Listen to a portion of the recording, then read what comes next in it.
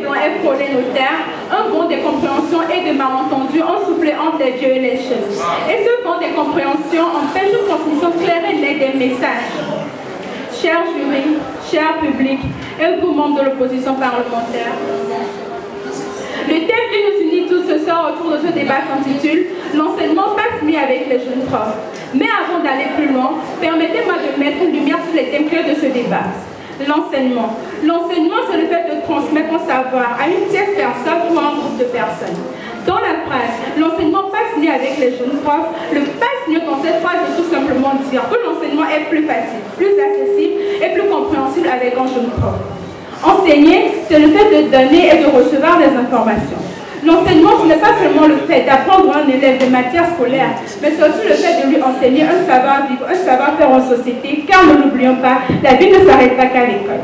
Lorsque nous disons que l'enseignement passe mieux avec le jeune prof, nous voulons tout simplement dire qu'il est plus facile à un élève d'apprendre avec un professeur qui est presque de la même génération que lui. Je suis sûre que si je vous demande de faire un choix entre une discussion avec vos parents ou une discussion avec vos frères et sœurs, je suis sûre que la majorité d'entre vous choisiront la discussion avec leurs frères et sœurs. Parce qu'ils savent très bien qu'ils leur seront plus facile de parler, de discuter avec eux de leurs problèmes. Or, avec leurs parents, ils seront toujours sur la défensive. Ils se demanderont, si je dis ci, est-ce qu'ils ne vont pas s'énerver? Ou si je dis ça, est-ce qu'ils ne vont pas me prendre? Et c'est la même chose avec nos professeurs. Avec nos jeunes professeurs, les élèves nous sont plus en confiance. Ils ont plus la capacité de parler de leurs problèmes, de leurs manquements en cours. Et le jeune prof est plus apte à leur aider. Or, avec le vieux prof, qui déjà veut terminer son programme, n'a pas la capacité en fait de leur parler, de mieux leur expliquer le cours.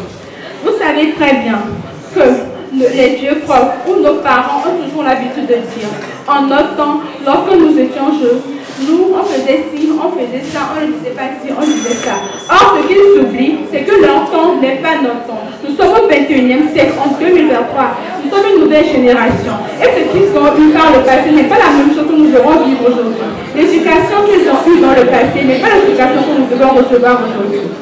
Mais les membres de mon gouvernement viendront tour à tour vous illuminer sur ce thème. Merci.